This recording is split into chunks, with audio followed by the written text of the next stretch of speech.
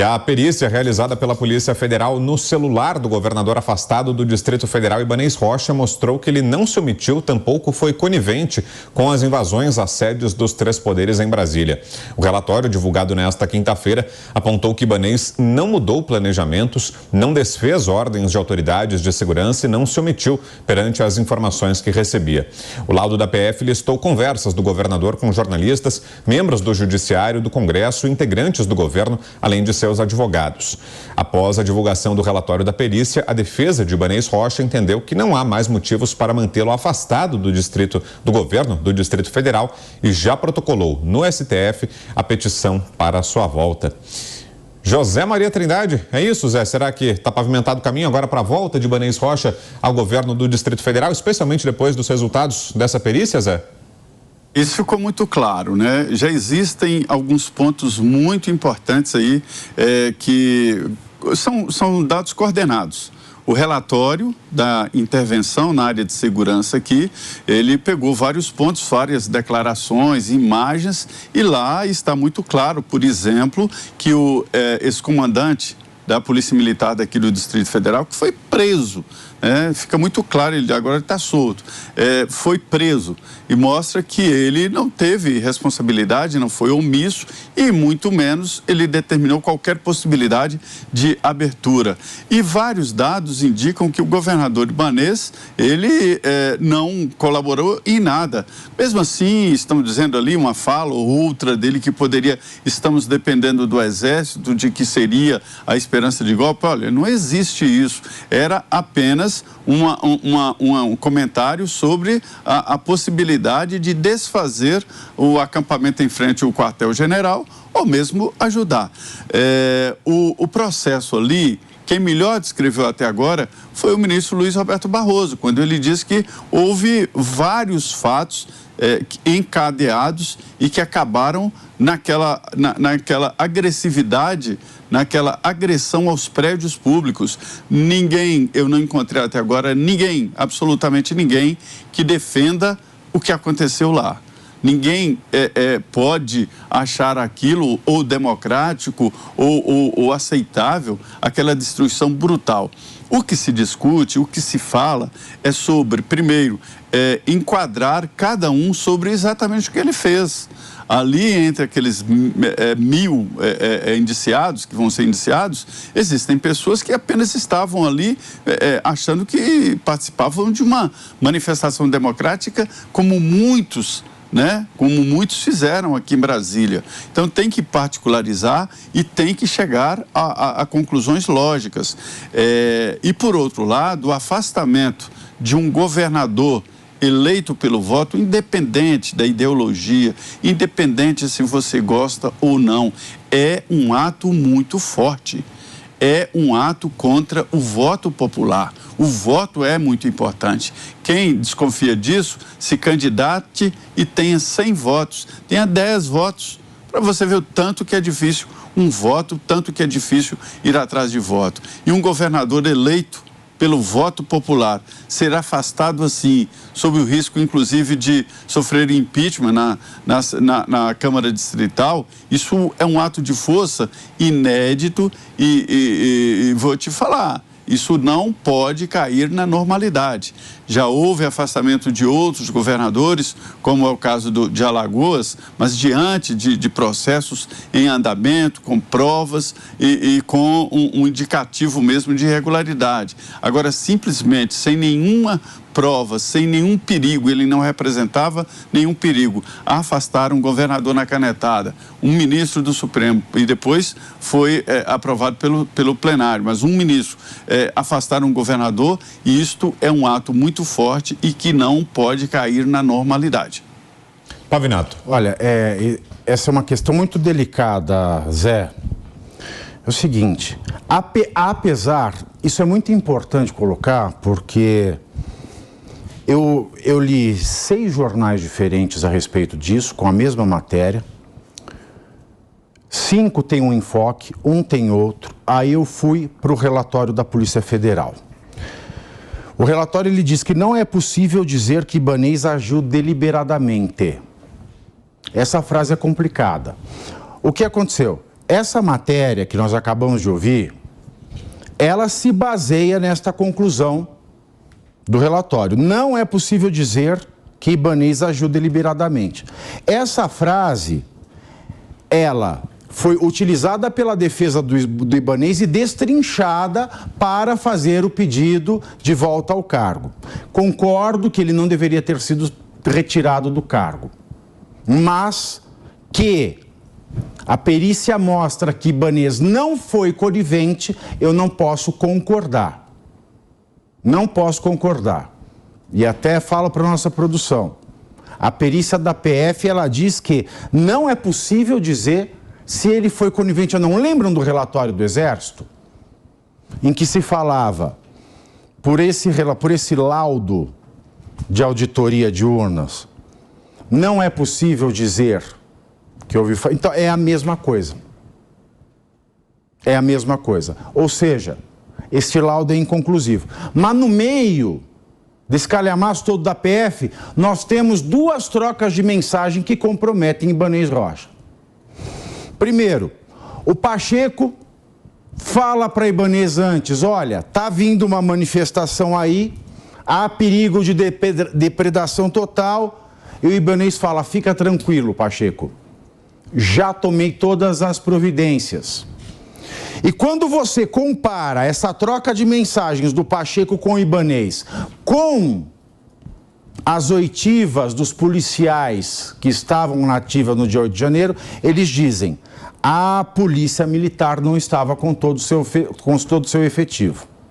Logo, Ibanez não tomou todas as medidas. Ao lado dessa troca de mensagens de WhatsApp, o WhatsApp é um perigo, meus queridos, do Pacheco com o Ibanez, tem a troca de mensagens da Rosa Weber com o Ibanez. Antes de chegarem ao STF, a Rosa Weber diz, governador, temos que parar isso. Estou mandando mensagem para você porque sei que o seu secretário de segurança está de férias, se referindo ao Anderson Torres. E o Ibanez responde para a Rosa Weber, fica tranquila, ele tem uma mensagem padronizada, é bem parecida com a resposta do Pacheco. E mesmo assim, os policiais que estavam lá relatam nos seus testemunhos que todo o efetivo não foi colocado. Logo, apesar desta frase da perícia, eu não posso dizer que a perícia absolveu Ibanez. O relatório usou essa frase. A defesa de Ibanez destrinchou essa frase, mas o conteúdo grosso do relatório não acompanha essa frase. Cláudio Dantas, queremos ouvi-lo também. Cláudio. Bom, esse problema envolvendo o Ibanez, ele decorre de um ambiente muito radicalizado, o que tem feito o próprio judiciário percorrer caminhos nunca dantes percorridos. O afastamento de um governador, ele é de atribuição, é de competência do STJ, não do STF. Eu já vi acontecer. Recentemente, na pandemia, nós tivemos um pedido da Procuradoria para afastamento do governador Helder Barbalho, em função de investigações que mostravam o seu envolvimento na compra superfaturada de equipamentos respiradores hospitalares para o enfrentamento da pandemia. Eu mesmo publiquei no Antagonista diversas reportagens, todas elas fundamentadas, publiquei mensagens que foram obtidas também da quebra do sigilo telefônico do Helder Barbalho, conversando com empresários, em que ele negociava pessoalmente a compra desses equipamentos. Houve um pedido da PGR estruturado para o afastamento do governador, porque ele, na condição de governador, poderia interferir nas investigações. E isso foi ao plenário do STJ e negaram o afastamento de Helder Barbalho em função justamente dele ter sido eleito pela vontade popular. Então o afastamento do Ibanez, nesse caso, foi uma arbitrariedade, um arbítrio mesmo. Mas esse arbítrio, ele acontece em função de uma clivagem política que se estabeleceu nesse país. Ibanez é identificado com Jair Bolsonaro, com o bolsonarismo. Ibanez recepcionou no seu governo o Anderson Torres, que foi ministro da Justiça e da Segurança Pública de Jair Bolsonaro, e antes de ser ministro era secretário do mesmo Ibanez. Ibanez tinha o costume, o hábito de passar os fins de semana com Flávio Bolsonaro, com Eduardo em alguns momentos. Na mansão dele em Brasília tem uma quadra de vôlei que eles jogavam, junto com outros advogados que participavam desses converscotes. Ibanez, que é responsável pela indicação do presidente do BRB, o banco que concedeu empréstimo a taxas extraordinárias para a compra da mansão por Flávio Bolsonaro, a famosa mansão, que eu revelei também. Esse tipo de relacionamento que beira ali a promiscuidade é que precisa ser evitado no poder público, na administração pública de forma geral. Assim como ministros que participam de converscotes com advogados também são comportamentos que precisam ser evitados. Advogados com interesses no próprio Supremo, que participam de fóruns internacionais, com empresários que têm interesses que em algum momento vão bater na porta de algum ministro do próprio Supremo. Então, infelizmente, é nesse ambiente contaminado, é nesse ambiente radicalizado, mas radicalizado pela disputa política, mas também contaminado por essas relações que não deveriam ser desta maneira, é que nós acabamos tendo consequências. Está tudo errado nessa história, é isso que eu quero dizer, está tudo errado. Me parece que Ibanez desconsiderou o risco dessas manifestações. Por quê? Porque eram manifestações patrióticas, eram manifestações do lado político, ideológico, no qual o Ibanez se encontra. Então ele provavelmente achou que essas manifestações não desbordariam em atos de violência. Não há nada ali que indique algo, uma atitude deliberada, uma omissão até deliberada, mas ele, talvez por se sentir confortável nesse ambiente, não imaginava que poderia dar errado. Mas também foi. E isso aconteceu. Esse sentimento ele pode ser repercutido em cascata no seu secretário que estava de férias, que saiu de férias mesmo sabendo das manifestações que viriam. Isso também permeia a própria Polícia Militar, que não estava com seu efetivo todo, tinha, sei lá, metade do efetivo também de férias. Estava todo mundo de férias. Então, no fim das contas, ninguém achou que poderia acontecer o que aconteceu. Então, olha, o Fernando aqui, que era o secretário interino, né? Ele foi avisando, tá tudo tranquilo, tá tudo na paz, tá tudo ótimo. 16h39 é que ele envia a primeira mensagem dizendo, deu ruim, estão quebrando tudo. Mas isso já tinha havido a invasão, já estavam todos na esplanada. Então, assim, olha, tá tudo errado nessa história. Está tudo errado, como está errada também a investigação que não apura as responsabilidades das autoridades federais, daqueles que são responsáveis pela proteção do Palácio do Planalto, do Supremo, que inclusive era uma empresa terceirizada, da própria sede do Congresso. Está tudo errado.